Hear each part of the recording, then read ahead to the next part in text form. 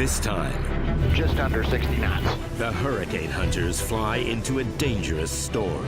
Anybody that tells you they're not scared's lying to you. An earthquake shakes Ted Stevens. Don't push from the gate. We just had an earthquake. Yep, we felt it. So all the aircraft are currently grounded. And a wild car chase just yards from an active runway Who's car? results in police guns drawn.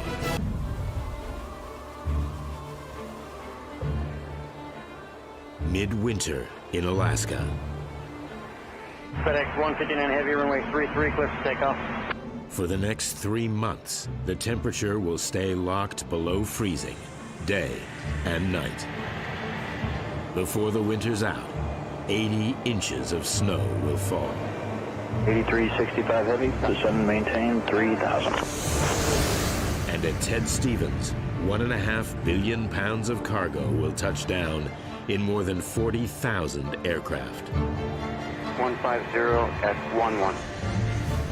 Alaska's limited road network means that no matter what the weather, flights must continue across some of the planet's roughest terrain. Inside the terminal, COVID-19 restrictions are a major concern for identical twins Gideon and Amos Vreeman. So it's gonna be C5. Thank you. Yeah, you're welcome. Born and raised in Alaska, both are station supervisors for Alaska Airlines. They've been working at the airport for 3 years. COVID has been a big impact on how we operate in the station as far as passenger numbers. We've downgraded the capacity of the aircraft to only allow a certain number of guests on our planes. Alaska has also implemented mask mandates, so anybody who wants to fly on us will have to wear a mask. 5.5 million passengers come through Ted Stevens in a normal year. The pandemic has slashed that number, bringing the aviation industry close to collapse. The volume of flights actually dropped significantly when the pandemic first started. We cut our flights probably about 80%, and we've been slowly trying to get back the normal amount of flights that we had. With fewer passengers, airlines face a choice: cut flights or operate them at a loss. First thing in the morning right now, and it's a pretty busy time for Alaska Airlines, especially here in Anchorage. We have a huge bank of flights leaving in the next couple hours.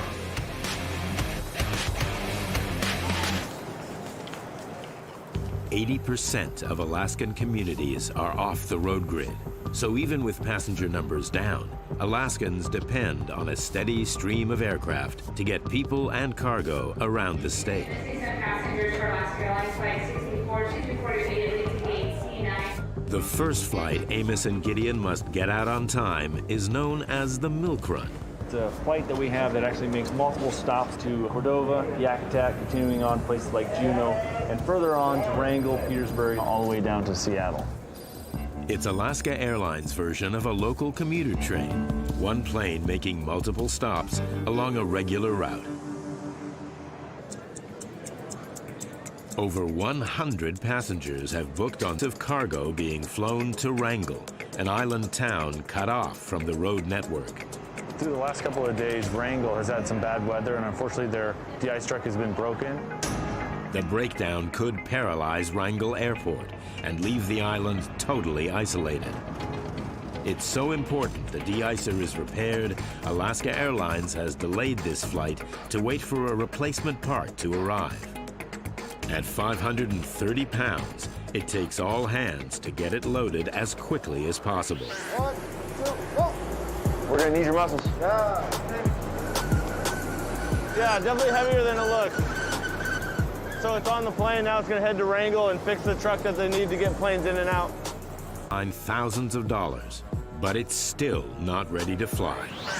Unfortunately, this one is already 45 minutes delayed, which is something that we don't ever want to have happen, especially on a milk run flight, because any delay here will have an effect that goes all the way down to the other stations. We want to make sure we get every flight on time and if not early. 62 minutes after it was due to depart, the last passengers board the Milk Run flight.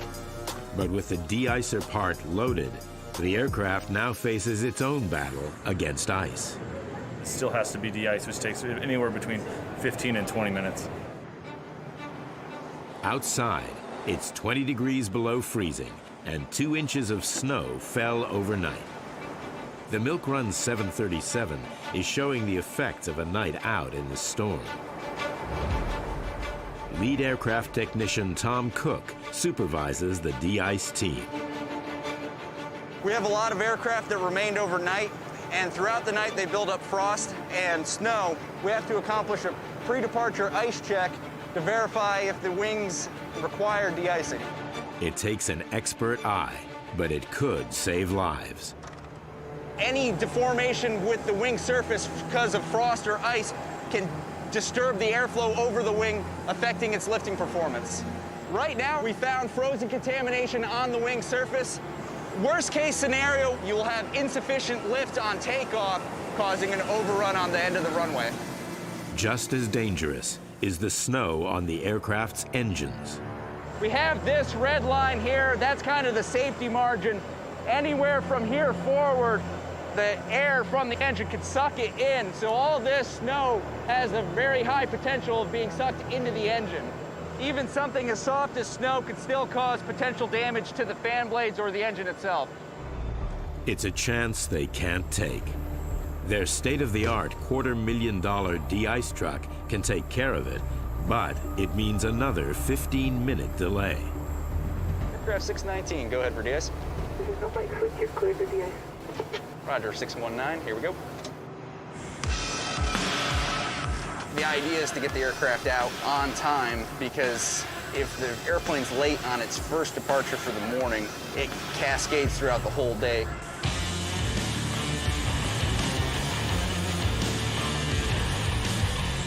Eben Fiorentino sprays the 1,300 square feet of wing with a special de-ice fluid. So today we're spraying type 1 polyethylene glycol fluid, de-ice fluid. It's been heated to about 180 degrees Fahrenheit. At $17 per gallon, pressurized through a nozzle at 200 pounds per square inch, just 2 minutes of spraying costs $1,000. But the cost of a plane crash would be incalculable. This one's going to take a while. The whole thing is frosty.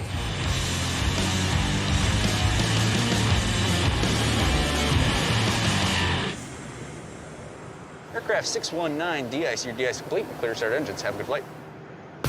259, runway 33, clear for takeoff.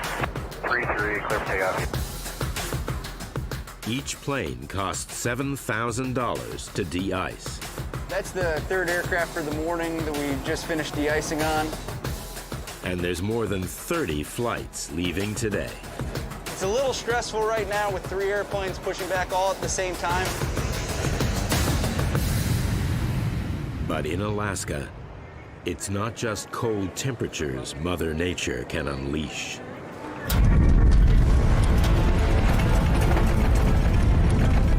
A 5.3 magnitude earthquake has struck the airport, panicking thousands of passengers inside the terminal. Don't push from the gate. We just had an earthquake.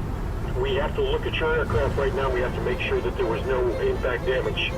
Yes, sir. Okay. Yep, we felt it. Okay. We'll wait.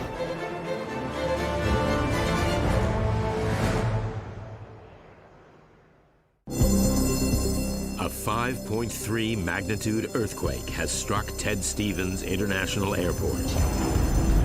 Alaska experiences around 40,000 earthquakes every year, the most of any state in the U.S. It's the first major tremor to hit Anchorage since 2018, when a 7.1 megaquake rocked the airport, closing the airspace. Lead aircraft technician Tom Cook needs to act quickly to minimize the fallout. Okay, so that earthquake, we cannot push any airplanes. I need you guys to pick an airplane and do a condition inspection on it. Roger, we'll cover aircraft 614. So all the aircraft that are currently parked at the gate are currently grounded. The quake may have damaged waiting aircraft. Tom must check them all. There's a potential that the jetway could puncture the skin on the aircraft, and that would cause the aircraft not to be able to pressurize on takeoff. In flight, at 30,000 feet and 580 miles per hour, even a small fault could lead to catastrophic failure.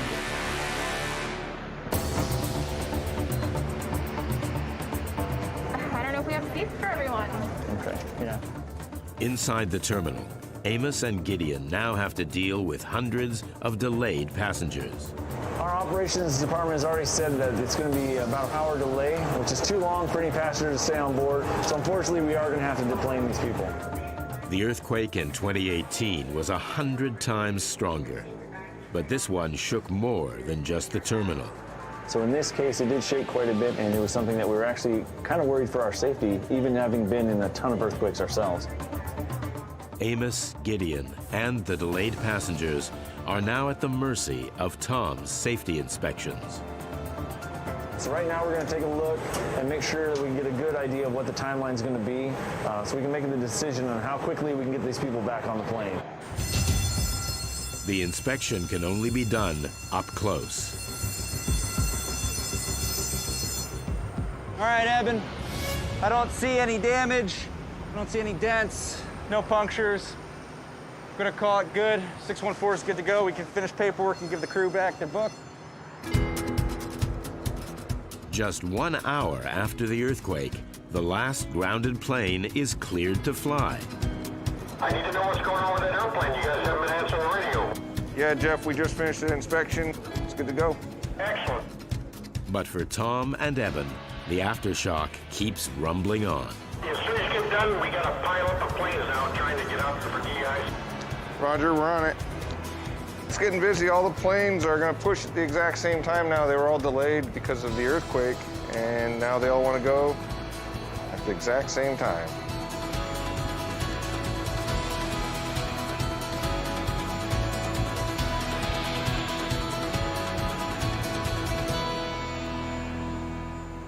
Anchorage Tower, runway 33, taxi via Gulf, Kilo.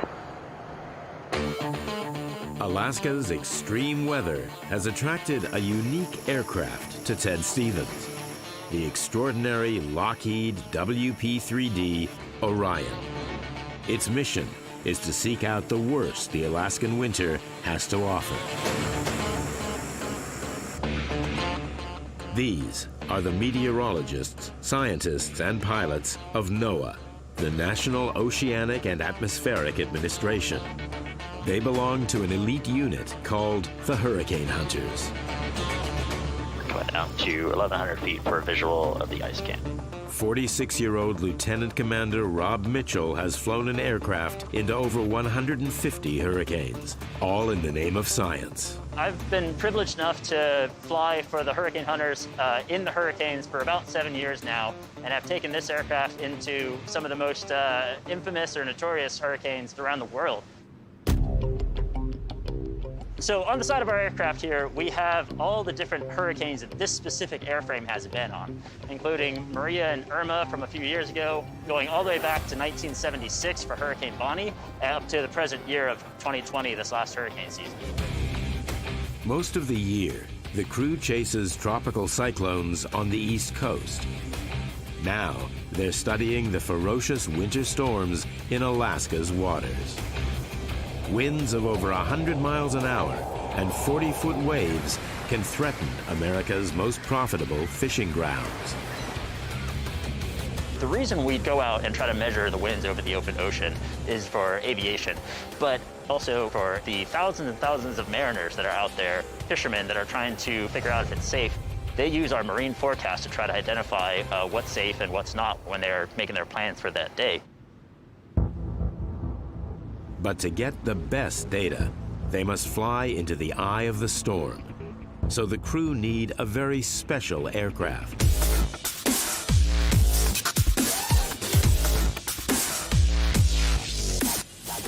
It is a WP-3 Orion that you may have seen serving in the U.S. Navy and in navies around the world. Propellers may look old-fashioned, but they can perform in ways jet engines can't. With these propellers, our RPM stays constant throughout flight. So what that allows us to do is it allows us to have that instant power response. Those rapid power changes are only possible with a turboprop engine such as we have here. A turbofan, which is what most of your commercial airliners have such a delay, they have such a lag in the power that by the time we got the power on, we may find ourselves in a dangerous situation. 4 4,600 horsepower Rolls-Royce engines can power the Orion through the planet's strongest storms. 78 different weather sensors deliver vital data to the crew. So this aircraft is a flying laboratory. In flight, this entire fairing actually drops about 18 inches to allow this radar dish, which is inside this fairing, to be able to scan 360 degrees around the aircraft as we're flying along. We can identify the wind direction and speed as we're flying over the water. Now, hurricane-force winds are building in the Gulf of Alaska, 100 miles south of Anchorage. If they make one bad decision, there'll be no escaping the consequences. Well, during Hurricane Hugo, this life raft that is over here to the right, it came loose from its moorings, flew up and made that dent on that bar up there. You can imagine the kind of turbulence and the kind of G-forces that are required to unseat that. It physically broke the straps. This bar is a really strong bar. That flight almost took this plane down. All right, good morning, everybody. Welcome to Ocean Winds Flight 6, I think. As always, we will be relatively low altitude, but in the unlikely event of a ditch, I'll ask that you take your assigned ditching station, put on your survival suit, and carry out your assigned duties. That's all I got. Today, the crew will risk their lives flying over hostile oceans into hurricane-strength winds. But the readings they gather could save the lives of sailors at the mercy of Alaska's brutal winter storms. All just another day at the office for the hurricane hunters. In 2020, the global pandemic threw air transportation into crisis. But at Ted Stevens, flights continued. In 70 years of operation, the airport has never shut down for bad weather. Its airfield maintenance team keeps that successful streak alive. It's 7 a.m. Snow has been falling steadily for 3 hours, and it's forecast to get worse. Flight 997 Heavy, runway 15, taxi Romeo, Quebec. Some of the weather events we get here would close other airports in a matter of minutes, but we have to stay open. Ultimately, the airport's not making any money if we can't keep the runways open. For the last 10 years, the record was upheld by legendary foreman Brendan Knox. But now that he's retired, Jeremy Hands is in his rookie year as the new snow boss. Yeah, we're gonna head for 7 left here pretty quick. All right. Never closing is a record our department is definitely proud of, and we try to uphold that.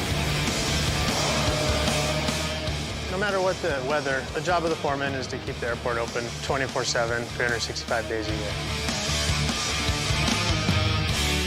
Alaskan born and raised, Jeremy has been at the airport for 14 years, but the new role is a big step up. There is a lot of responsibility and pressure on the foreman. We definitely don't want to have an accident or a crash. There are 3 runways at Ted Stevens. He must keep them all free of ice. Affirmative. 284 Huntington, take departure, good morning. 2 runways will remain open, while the team sweeps snow from the 3rd. Our runways are about close to 2 miles long. Without us taking corrective action, it would basically be a skating rink. He starts with runway 7 right. I want to get around all the runways here, and then we'll start venturing out. One of the best weapons we have for snow and ice control on the runways is the plow and broom combination. Plows the snow first, but it always leaves a skiff behind. So that it's followed up by a broom on a semi-trailer, and that sweeps the surface and helps pull up that extra little bit of snow and ice that was left. And then behind that, we'll have 1 or 2 sand trucks and a snow blower. Okay, looks like the ramp's wide open, so see if you can focus on some of the lead-in lines. The choreography is well practiced. The team dances to Jeremy's tune. Remember to square your blades on these diagonal ones. The front plow or the lead plow, he's one of the most critical because He has to anticipate the airplane movements ahead of him, the direction that I'm giving him. If the plows and brooms go too fast, you're actually working against yourself. You end up leaving a lot of material behind. So an aircraft could slide off the runway. One mistake out there could be fatal. 22 minutes later, 2 miles of asphalt are clear. Tower maintenance, one company, clear 7 right, you can show it open. Maintenance, one company, thanks. A 747 will now touch down every 4 minutes. But Jeremy can't stop now. He needs to move on to the next runway, 7 left. During any snow event, it can definitely be compared to controlled chaos. There's always planes in the air, they're always inbound. It's really unlimited what can happen. Also out on the runway is Josh Briggs. As the department's number 2 in command, he's keeping a close eye on his new snow boss. This is a big role for Jeremy. He stepped up to the plate. Brendan was one of our best foremen that we had. We're sorry to see him go, so Jeremy's got some big boots to fill. Tom, let's go up to the coolest ramp, and then Charlie, Echo Delta, go. This one's kind of tricky because we have a heavy traffic flow that's going through here right now. 25 minutes is about all we'll have to sweep that runway and give it back to the tower.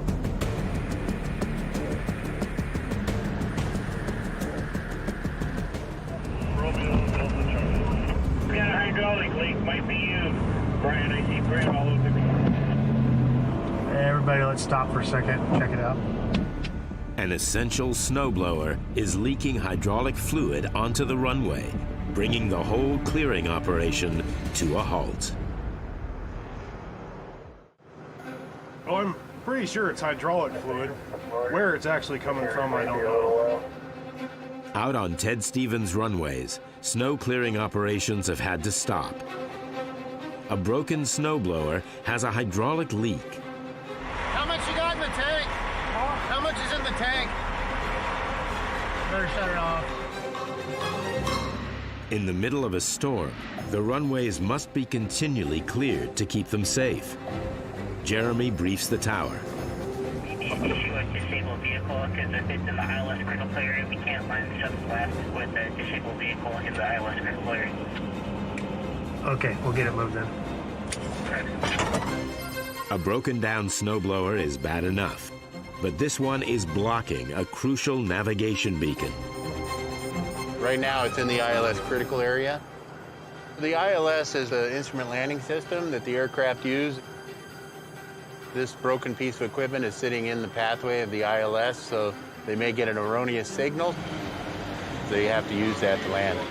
It's an emergency deal. One of the other runways can still be used, but with snow falling, that won't be the case for long. Unless we get that snowblower moved in the next 10 to 15 minutes, we're running out of safe options for aircraft to land on. In the heavy snow, with no guidance system to rely on, the airport is minutes from closing for the first time in 70 years. In aviation, there's zero margin for error, so if we feel it is not safe, it just gets closed. The new foreman, Jeremy Hans, is facing a crisis. You can have a quiet day, and in a matter of minutes, it can turn to all chaos. There's two crossing with 7 up the hotel. That could be a kilo there, so. Rather than move it, he decides to risk fixing the snowblower on the runway. It will prevent hydraulic fluid contaminating any more of the asphalt. But if it takes too long, planes will need to divert. Thanks. Alrighty, bye. 122, table left it. It was a big decision. I was thinking hard about it. A mechanic brings a spare part and gets to work on a fix for the leak. Looks like it hit the punch. What we'll do is after they cap the lines, we'll escort them back to the shop so they can fix it properly. I need you to go in the back. I'm gonna wiggle this. I need you to find this line back there so we can find out where we can cap this puppy at. Time is short. Snow is building up on 7 right. In minutes, Jeremy will have to make another drastic call. If that runway or that surface isn't safe, then we have to close it. Okay, I got it. Go ahead and hand me the box and I can grab it. In the back of your mind, you do have that thought that, you don't want to be the first guy that closes the airport. for snow and ice. You guys all set? Go! Get it back to the shop. Sounds good. 10 minutes later, the leak is plugged, and the snowblower can move clear of the communications beacon. Tower maintenance, when it comes near clear 7 left, you can show it open. The rest of Jeremy's team can get back to clearing the runways. Today, as with other big weather events, pushes the whole airfield maintenance team to its limits. But every day that goes by without the airport closing's a good day for us. Anchorage Tower, runway 25 left for departure. Security 41 Anchorage, clearance right standby. The Hurricane Hunters, the National Ocean crew of pilots and scientists, prepare for an 8-hour flight.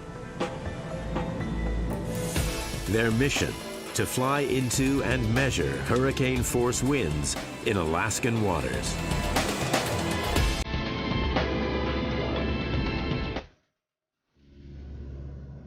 Good to go. All right, 9:45, please.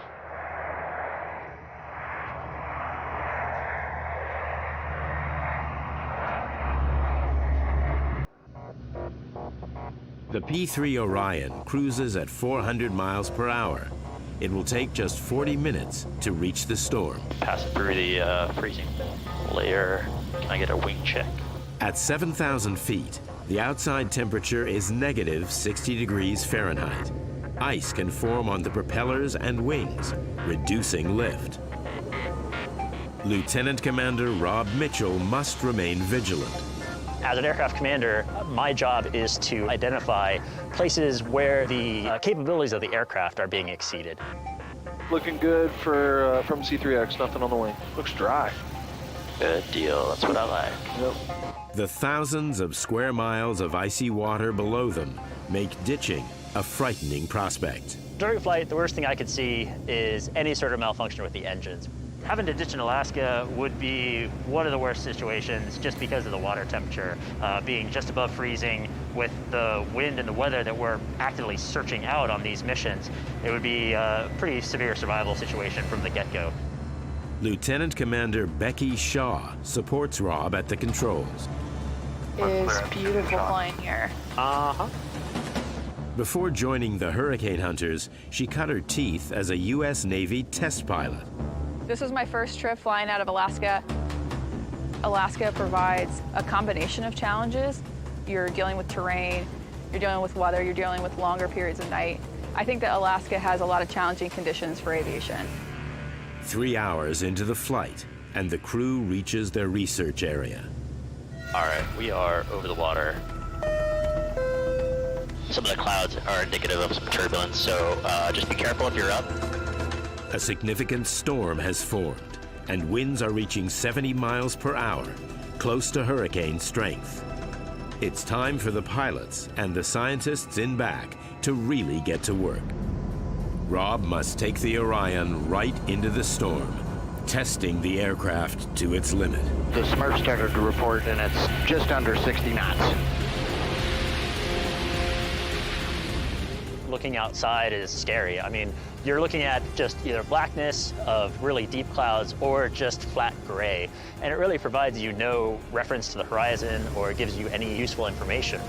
You're relying a lot on your instruments and your crew, and now you're really working together to make sure that you can navigate the aircraft through the safest portion of the storm, and also really focusing on keeping the aircraft straight and level and on speed so that the science is good and also that you can handle the bumps as you fly through. Oh man, that sea is rough. The storm's turbulence can subject the crew to more than twice the force of gravity. When you're flying through convective weather and you have a lot of updrafts and downdrafts, so you're going to expect to have some levels of turbulence. Some people describe it as riding a roller coaster through a car wash, but in this case, you're driving the roller coaster through the car wash, so it's a lot more fun. Nova 42 Anchor Center, Roger. I got your radar contact 35 miles southwest of Homer. Lights are down and on. Got a release. Storm flying is so busy that I don't think I have time to get nervous. Being nervous would be a nice luxury if I had time to think about it.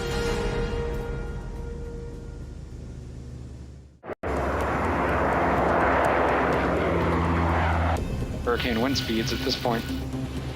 400 miles southwest of Ted Stevens, NOAA's WP-3 Orion is over the Gulf of Alaska. When we get north of the Barren Islands, that's where those winds really peak. In winter, low-pressure weather systems bring hurricane-force winds to Alaska. They track along the Aleutian Island chain in the heart of Alaska's billion-dollar fishing grounds. That looks gnarly on the surface. I would not want to be boating right now. Most aircraft would avoid hurricane-force winds, but NOAA scientists need to be in the eye of the storm. Starting to feel the pants are rocking. Force from the turbulence can reach 2G. The best way that I've really been able to describe it, it's a lot like riding a mechanical bull on a roller coaster. It's intense, it can jar you around. We're all scared. Anybody that tells you they're not's lying to you. Michael McAllister, call sign Mac, is responsible for deploying the instruments used to measure the winds. In flight as a crew member, I'm the AVAPS operator. AVAP stands for Airborne Vertical Atmospheric Profiling System. Mac deploys up to 30 pods, parachuted through a pressurized chute in the aircraft. As soon as it leaves the aircraft, it automatically comes on and starts radioing back telemetry information to us. Wind speed, wind direction, pressure, temperature, humidity, dew point. Very accurate. All right, do not drop, do not drop. We are upwind of terrain. The information is collected on a workstation inside the aircraft, spring-mounted to protect it from the extreme turbulence. This station is unique in the shock mounts are really robust, really strong. It really gives me an indication of what kind of turbulence we're going through in the flight. You don't want to get your feet stuck under here because it'll smash your feet in a really good updraft.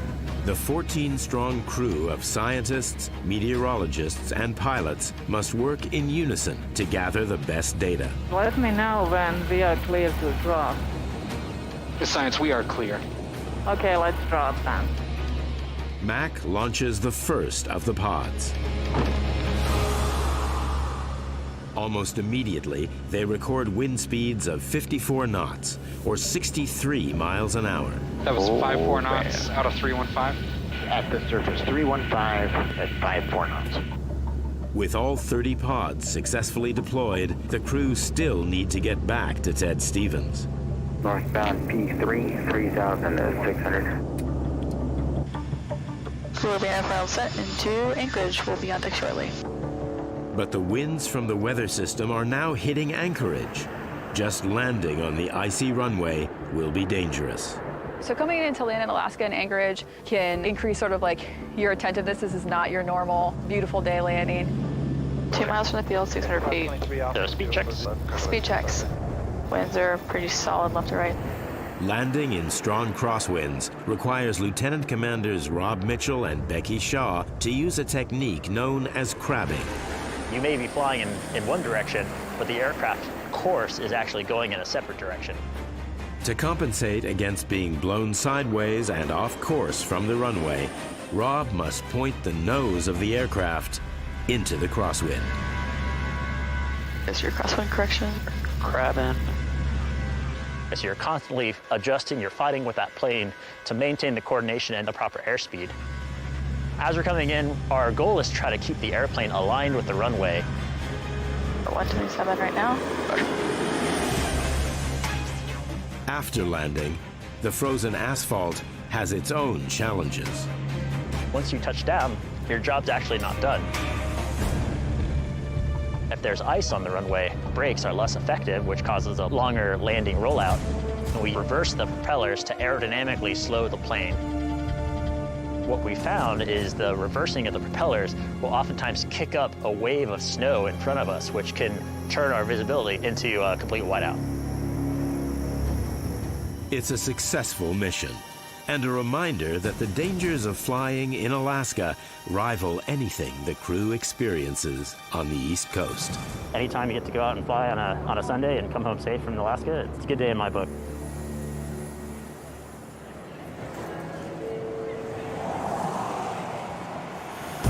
Aviation may be the safest mode of transportation, But Ted Stevens welcomes 5.5 million passengers a year, a tempting target for everyone from petty criminals to terrorists. A dedicated force of 50 officers polices the airport around the clock. 3-year veteran Officer Culverwell patrols the terminal. How you doing, sir? He's midway through his 12-hour night shift. Just leave your hands out of your pockets for me, please, sir. Appreciate it. So far, it's a quiet shift. You got any questions for us? All right, you have a safe night. But officers are also responsible for upholding the law across the entire 6,800-acre airport complex, equivalent to over 500 football fields. 206 dispatch, 10-4, I'm 10-2.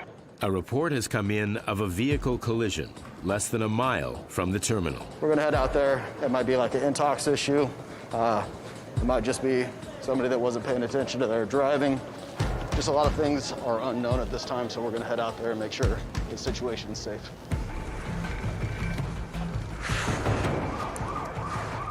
It's right on the perimeter road, really close to one of the runways, taxiways. So we're gonna get out there, see what's going on. The perimeter road is 12 miles long, but the location of the crash is within a few hundred feet of an active runway.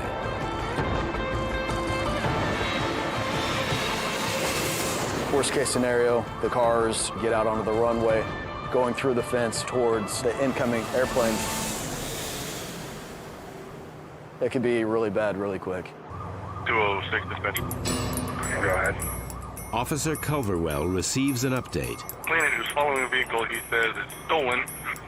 Says he's trying to flag an officer down just a block or so away from you. 10-4. Typically, if somebody's going to steal a vehicle, they know what they've done is wrong, and they're willing to do whatever it takes to get away from us. 180 seconds after the call, he's on the scene. Whose car is it? Whose car is it? Let me see your hands! Get them up! Get down on the ground. Get down on the ground. Do not move. Do not move! Dispatch 209, I've got him down. 400 yards from an active runway, Officer Culverwell has apprehended the driver of a suspected stolen car. The only officer on scene, he's drawn his sidearm until backup arrives. Put your hands behind your back now. Hands behind your back. The driver collided with another vehicle, then came to a stop on the wrong side of the road. My God, look at his front bumper and look at that rear bumper. Never the other way around, oh my God. If the car is stolen, the man could face a 30-year jail term for grand theft auto.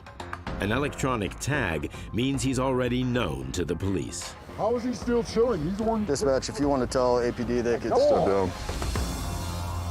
Essentially, when we have a stolen vehicle, it turns into a high-risk traffic stop. We don't know what the circumstances are. Obviously, if somebody's willing to steal a vehicle, they're willing to use it for deadly force. We don't know if he's got any guns on him, knives, if he's coming after me, coming after somebody else, so we have to be ready to take action. When questioned, the man claims it's his mother's car. What I'm saying is, your mom's the owner of the car. Yes, Did she give you permission to drive the car at all? What, to bring it back, to bring it? She's, yes. She did? Yes. She did? If she gave permission to use the vehicle, he'll escape a felony charge. But he could still be in trouble for a possible DUI. Have you taken any prescription medication No. or any type of drugs at all? No, sir. The reason I'm asking is because you are all over the place. Yes, sir. Drinking coffee. Colombian coffee and a lot of sugar. I mean, and I'm surprised I'm chilled. Officer Culverwell calls the owner. Hi, this is Officer Culverwell with the Airport Police Department. I've got your vehicle here. Was your son supposed to be driving your vehicle? Not really, like sometimes he's allowed to.